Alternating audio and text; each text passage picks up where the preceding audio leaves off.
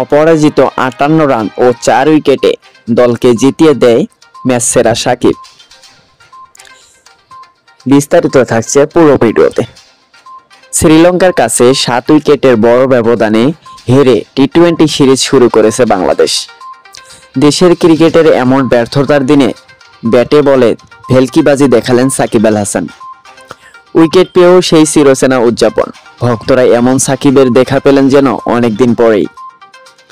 নানা বিতর্কে জাতীয় দল থেকে অনেক দূরে, মাঝে দেখা মিলল কেবল ফ্রাঞ্চাইজিস লিগে। প্রথমবারের মতো গ্লোবাল সুপার লিগে খেলতে নেমেছেন, সেটাও প্রোটিয়া স্পিনার কেশব মহারাজের বদলি হিসেবে।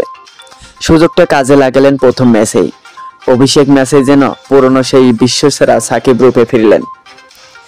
গ্লোবাল সুপার লিগে জিএসএল দ্বিতীয় আসরে পর্দা উঠেছে শুক্রবার। টুর্নামেন্টের প্রথম ম্যাচে মাঠে নেমে অলরাউন্ডিং পারফরম্যান্সে সেন্ট্রাল ডিস্ট্রিক্টের বিপক্ষে দুবাই ক্যাপিটালসকে ২২ রানে জয় এনে দেয় সাকিব আল হাসান। টসে হেরে শুরুতে ব্যাট করতে নেমে নির্ধারিত ২০ ওভার শেষে দুবাই ৭ উইকেট হারিয়ে সংগ্রহ করেছিল ১৬৫ রান। দলের হয়ে এদিন সর্বোচ্চ ৫৮ রান করে অপরাজিত থাকেন সাকিব আল হাসান।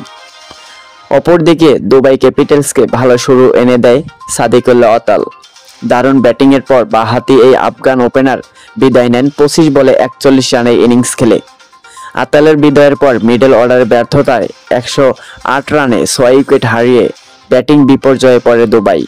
তবে দলের বিপদে হাল ধরেন সাকিব আল হাসান। নিজের ইনিংসের প্রথম বলে ৪ মেলেছিলেন তিনি। ইতিবাচক শুরুর পর দারুণ ব্যাটিং করেন, কিন্তু অন্য প্রান্তে কেউ যোগ্য সঙ্গ দিতে পারছিলেন না।